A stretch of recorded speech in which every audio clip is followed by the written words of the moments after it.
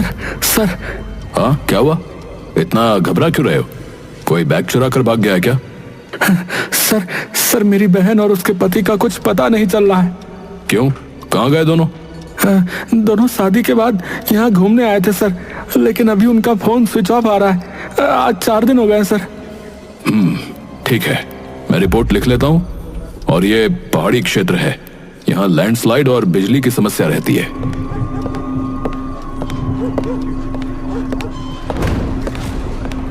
अरे कहीं फंस गए होंगे, 1-2 दिन इंतजार करो, खुद ही मिल जाएंगे।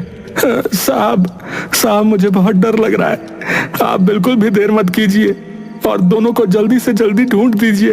अच्छा ठीक है, तुम जाओ, कोई सूचना मिलेगी तो हम तुम्हें बुला लेंगे, जाओ। विक्रम वहां से चला जाता है।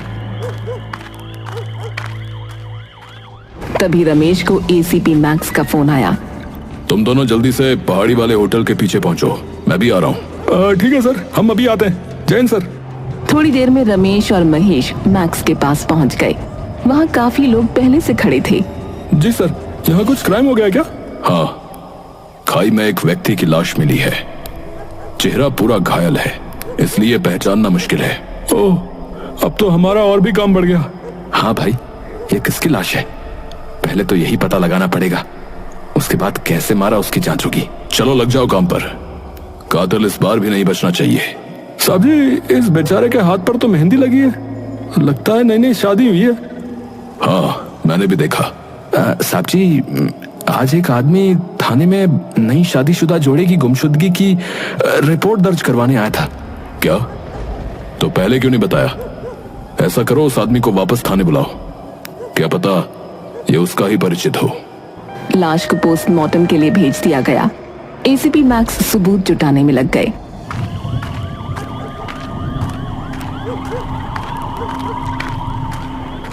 हमें एक लाश मिली है, तुम उसको पहचान लो। क्या लाश? देखो, घबराओ मत, अभी कुछ नहीं पता कि वो व्यक्ति कौन है। जी।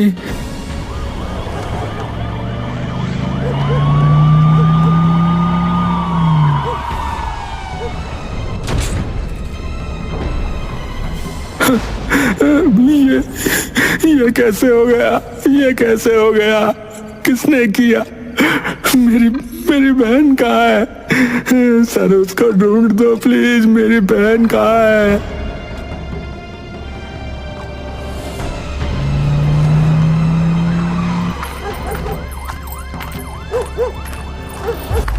अभी मेरे बेटे की शादी को 8 दिन भी नहीं हुए होंगे और ये हो गया। आंटी जी, मैं आपके बेटे को वापस तो नहीं ला सकता, लेकिन आपसे वादा करता हूँ कि कातिल मुझसे बचकर भाग नहीं पाएगा। कातिल कौन है, मुझे ये भी नहीं पता।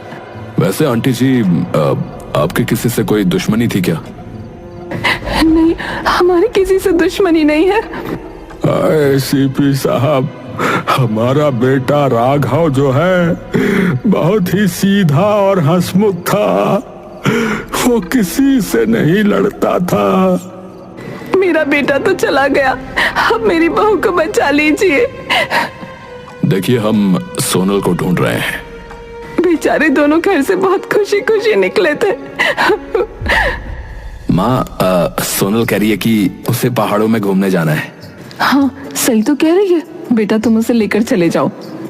ठीक है माँ, आप कहती हो तो चला जाता हूँ। हाँ बेटा, इतनी प्यारी है सोनल, इसलिए अब से उसकी सारी बात मानना। ठीक है माँ, लेकिन मेरा आपके बिना मन नहीं लगेगा। मैं आज तक आपसे दूर जो नहीं रहा हूँ। बेटा, सोनल भी तो अपना घर छोड़कर आई है, इसलिए उसका ध्यान रखना जरूरी है। ठीक है माँ, मैं जैसे आपकी सारी बातें मानता हूँ, उसकी भी सारी बात मान लूंगा।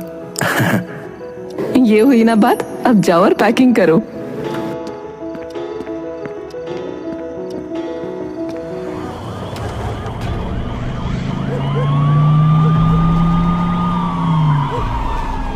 रमेश, क्या कहते हो?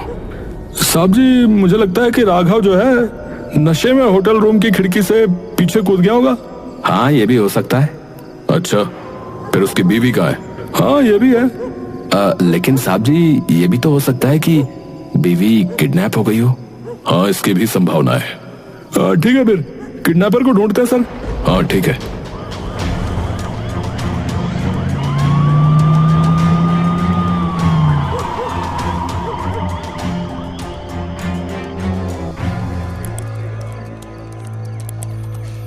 मुझे सीसीटीवी फुटेज दिखाओ। सॉरी, हमें ऐसा करना मना है। क्यों? आप जाइए ना, हम आपको फुटेज नहीं दिखा सकते। लगता है लेडीज पुलिस को बुलाना पड़ेगा। सॉरी, देख लीजिए। साहब जी, कमरे में कोई आता जाता हुआ तो दिखाई नहीं दे रहा है। हाँ, सिर्फ होटल स्टाफ ही अंदर गया है। हो सकता है किडनैपर पीछे से कूद कर भाग गया हो। अरे यार, थोड़ा दिमाग से सोचा करो तुम लोग। चलो अब यहां से।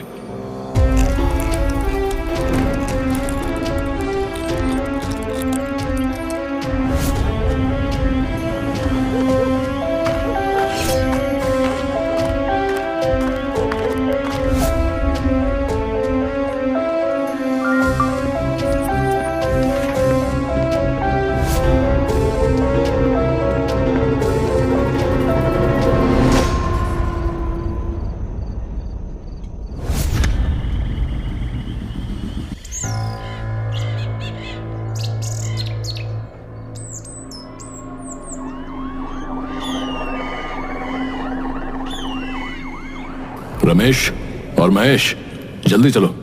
जी सर, लेकिन कहाँ जा रहे सर? जितना बोला है उतना करो। ठीक है सर। तीनों जीप में बैठकर चल दिए। वो एक सुनसान सड़क पर जा रहे थे। तभी रास्ते में एक छोटा सा ढाबा दिखाई दिया। इस लड़के को देखा कहीं? इसका नाम जग्गू है। अरे साहब जी, ये लड़का जो है मुझे याद आ रहा है, 3 दिन पहले ही मेरे पास काम करने आया है। तुम जानते हो इसे? नहीं नहीं साहब जी, मैं नहीं जानता इसको। मेरे से काम मांग रहा था। मुझे लड़के की जरूरत भी थी, तो मैंने इसे रख लिया था। कहाँ है अब ये? वो देखो सर, वो देखो, आपको देख के भाग रहा है। देखो सर। एसीपी मैक्स और कांस्टेबल तीनों जग्गू के पीछे भागते हैं। जग्गू बहुत तेजी से सड़क पर भागता जा रहा था, लेकिन एसीपी मैक्स से बचकर ज्यादा दूर नहीं भाग पाया। साहब जी मुझे छोड़ दो सर, मैंने कुछ नहीं किया सर। तुझे अपनी सफाई देने की कोई जरूरत नहीं है कि तूने कुछ किया या नहीं, या फिर कुछ कैसे किया। साहब जी मुझे जाने दो सर। हमें देखकर भागा क्यों? जी वो मैं आपको देखकर डर गया था। क्यों भाई, इतना डरावना दिखता हूँ क्या मैं? इतना हैंडसम तो हूँ मैं। जी वो सर। चल बेटा, अब पुलिस स्टेशन चलते हैं, वहां बताना कि क्यों किया। जग्गू को लेकर पुलिस स्टेशन पहुंच जाते हैं और उसकी पिटाई करते हैं। तभी मैक्स अंदर गया। स्वागत अगर अच्छे से नहीं हुआ है तो बता, मैं खुद अपने हाथ और लात से कर देता हूँ। साहब जी मैं कुछ नहीं जानता सर। ये बता कि राघव को क्यों मारा? साहब जी मैं सच बता रहा हूँ, मैंने सिर्फ राघव के मर्डर में मदद की है। मैं पैसों के लालच में आ गया था सर। पैसे किसने दिए? जी छोटू ने दिए सर, छोटू ने। ये कौन है? मैं नहीं जानता साहब जी। अच्छा, अभी थोड़ी देर और पिटेगा ना तो अपना मुंह खोल देगा कि किसने मारा है। साहब जी मार रहे मत साहब जी, मैं बताता हूँ। बता फिर। छोटू मेरा पड़ोसी है। एक दिन उसने मुझे बताया कि एक आदमी को मारना है। मैंने सिर्फ शराब के नशे में गोली मिलाकर दी थी और मुझे इसके लिए पूरे 1 लाख रुपए मिले थे। वहीं से तुझे ढूंढा है, अब छोटू का पता भी बता दे। जी मैं उसका पता नहीं जानता सर मैं पैसे लेकर भाग गया था, फिर छोटू कहाँ गया पता नहीं सर। अरे सुनो, इसे अभी और पीटो, ये सब जानता बताएगा अभी। मारो साले को। ऐसा कहकर एसीपी मैक्स बाहर चला गया। रमेश और महेश उसे पीटने लगे। बाहर राघव के माता पिता और सोनल का भाई विक्रम बैठा था। जी कुछ पता चला? सोनल की तलाश अभी पुलिस कर रही है और मर्डर में शामिल एक आदमी को हमने गिरफ्तार कर लिया है। साहब जी उसने छोटू का पता बता दिया सर। ठीक है, जल्दी से जीप निकालो, चलते हैं। पुलिस के डंडे के आगे हर कोई बोलता है। हाँ साहब जी, अभी देखो कैसे छोटू का पता उगल दिया उसने। आजकल के गुंडे भी ना बिल्कुल छपरी हो गए हैं, रील बनाते हैं और गुंडे बनते हैं। हाँ साहब जी, ऐसी स्टोरी लगाते हैं बदमाशी की कि पूछो ही मत। रील बनाकर स्टोरी लगाना आसान है, लेकिन जब किसी के पीछे पुलिस पड़ जाए ना तो उसका छुपना मुश्किल हो जाता है। हाँ साहब जी, छोटू का पता भी यहाँ से कुछ ही दूर है, थोड़ी देर में पहुंच जाएंगे। ठीक है, गाड़ी तेज चलाओ, कहीं वो हाथ से निकल ना जाए। ठीक है साहब जी। कुछ ही देर में वो पहाड़ों में बने एक कॉटेज में पहुंच गए जो खाली दिख रहा था। तीनों पूरी सतर्कता से कॉटेज के अंदर घुस गए। छोटू आराम से बेड पर सो रहा था। चलिए मिस्टर छोटू, बेड पर बहुत सो लिए, अब डंडे पर सोना, चलो। कौन हो तुम लोग? क्यों बे मच्छर है? वर्दी देखकर समझ नहीं आता क्या? वर्दी को परिचय देने की आवश्यकता नहीं है, समझा? सर आप मुझे पकड़ने क्यों आए हो? तो खुद भी जानता है, इसीलिए चुपचाप चल, वरना बहुत पिटेगा, बता रहा हूँ। जी सर, चल रहा हूँ सर। सोनल कहाँ है? सोनल? कौन सोनल? मैं किसी सोनल को नहीं जानता सर। जिस लड़की को होटल से किडनैप किया था वो कहाँ है? सर मैंने किसी को नहीं उठाया, सच्ची बोल रहा हूँ। ठीक से पुलिस वाला ट्रीटमेंट यहीं दे देते हैं इसको, वैसे भी यहाँ कोई है नहीं। चलो, तब तक मैं बाहर खड़ा हूँ, तुम दोनों तैयार हो जाओ।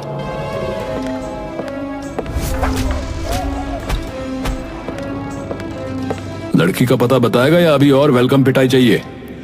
जी सर, वो लड़की यहाँ से भाग गई सर, भाग गई वो। अच्छा, तूने उसे मारा तो नहीं? सच बता। सर मैं उससे प्यार करता हूँ सर। सर मैं उसे कैसे मार सकता हूँ सर? सर वो खुद यहाँ से भाग गई। ओह अच्छा, तो ये है पूरा मामला। इसका मतलब उसने तेरे साथ मिलकर अपने पति को मार दिया है? जी साहब। फिर तेरे साथ क्यों नहीं रुकी रे? कहाँ गई वो? सर मैं उससे प्यार करता हूँ, वो मुझे प्यार नहीं करती सर। या तो तू मूर्ख है या फिर हमें बनाने की कोशिश कर रहा है, समझा? सर मैं सब सच कह रहा हूँ सर। तो उससे प्यार करता है और वो नहीं करती, तो वो तेरे साथ मिलकर अपने पति को क्यों मारेगी बे? सर मुझे राघव को मारने के लिए उसने 5 लाख रुपए दिए थे और बताया था कि वो हनीमून के लिए आ रहा है सर।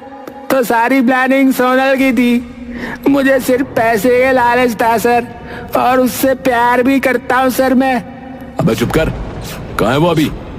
सर मैं सच में नहीं जानता कहाँ है वो। चल ठीक है, चल हमारे साथ। मैक्स छोटू को ले जाकर भी थाने में बंद कर देता है और अब सोनल को ढूंढने लग जाता है। अगले दिन मैक्स ने विक्रम को बुलाया। विक्रम, सच सच बता दो कि तुम अपनी बहन के बारे में जानते हो कुछ या नहीं? साहब आप मेरी बहन को ढूंढ नहीं पा रहे हो और हमें ही अपराधी बता रहे हो। तुम्हें शर्म नहीं आती कि एक डायन बहन को एक मासूम लड़के के गले में बांध दिया? साहब आप मेरी बहन को ढूंढिए, उसको अपराधी मत बनाइए। मैं उसे ढूंढ कर रहूंगा, लेकिन अगर तुम्हारा भी इसमें नाम आया तो फिर तुम्हारे परिवार को भी कोई नहीं बचा पाएगा, याद रखना मेरी बात।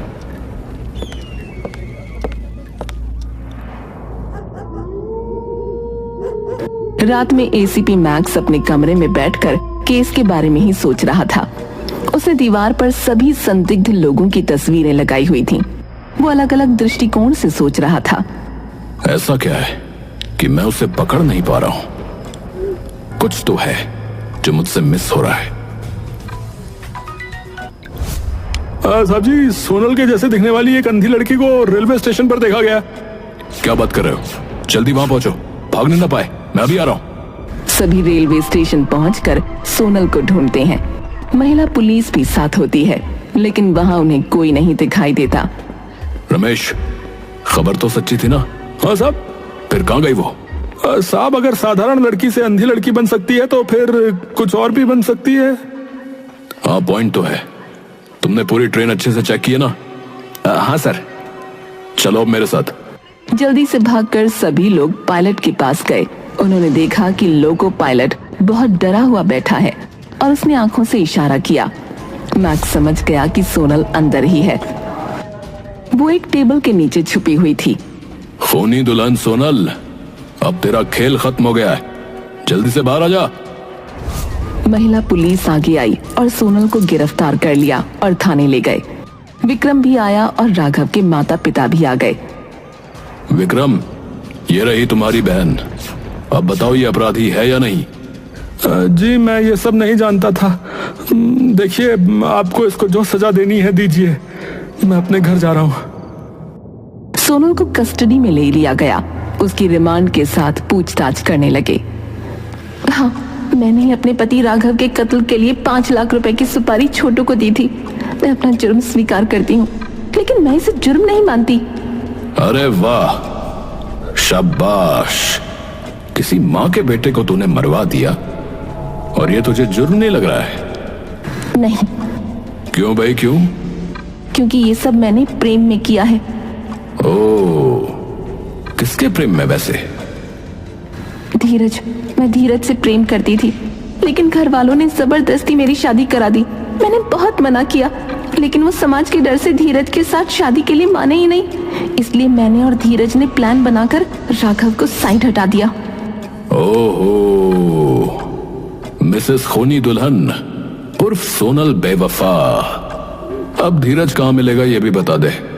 चलो, तुम्हारा मिलन अब पुलिस जेल में करा देगी। चलो। वो मेरा एक्स रेलवे स्टेशन पर इंतजार कर रहा है। धन्यवाद। हाँ। वैसे एक बात बताओ, ये सारा खेल किया कैसे तुमने? मैंने देखा कि छोटू मेरे लिए भी कुछ कर सकता है और अपना मुंह भी नहीं खोलेगा, इसलिए मैंने अपने मुंह दिखाई के पैसे और गहने बेचकर 5 लाख रुपए इकट्ठा किए और छोटू को दे दिए। उसने जग्गू की मदद से राघव के ड्रिंक में नशे की गोली मिलाकर उसे बेहोश किया और खाई में फेंक दिया। उसके बाद मैं, छोटू और जग्गू तीनों अलग अलग जगह भाग गए और अपना फोन नदी में फेंक दिया। नया फोन और सिम कार्ड खरीदकर धीरज से बात कर रही थी। अरे बाप रे, बहुत दिमाग है तेरे अंदर तो। अगर आज तुमने मुझे नहीं पकड़ा होता तो अब तक मैं अपने धीरज के साथ ही देश छोड़कर भाग जाती। चिंता मत कर, तेरे धीरज को लेने के लिए हमने पुलिस भेज दी है, ठीक है? कुछ और पूछना है? तेरे चेहरे पे थोड़ी भी शर्म और ग्लानि नहीं है? नहीं। राघव कितना सीधा साधा और मासूम था। उसको मारते हुए तुझे एक बार भी दया नहीं आई? नहीं, बल्कि मुझे सुकून मिला। अच्छा, और राघव को तुम पर थोड़ा भी शक नहीं हुआ था क्या? बेचारा राघव तो पागल था, मेरी हर बात मानता था। सोनल, मैंने सोच लिया है कि हम हनीमून पर कहाँ जा रहे हैं। क्या सोचा है? हम कश्मीर जाएंगे। नहीं राघव, ये जगह ठीक नहीं है। क्यों? अरे कश्मीर धरती पर ही जन्नत है यार। लेकिन मैंने एक दूसरी जन्नत की प्लानिंग की हुई है। अगर कश्मीर जाएंगे तो तुम मेरी जन्नत में नहीं जा पाओगे ना? अच्छा, शेर और शायरी अच्छा कर लेती हो। चलो ठीक है, तुम्हारी जन्नत में ही चलते हैं। देखते हैं कि ऐसा क्या सरप्राइज प्लान किया तुमने।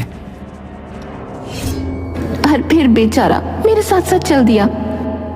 उसके परिवार से पूछ कर देख कि क्या बीत रही है बेचारों पर। अब तुम चारों जेल में रहना और मैं खुद तुम चारों को फांसी की सजा दिलवाऊंगा, ताकि आगे कोई और ऐसा करने की सोचे भी ना। एसीपी मैक्स ने इस केस को सॉल्व कर दिया।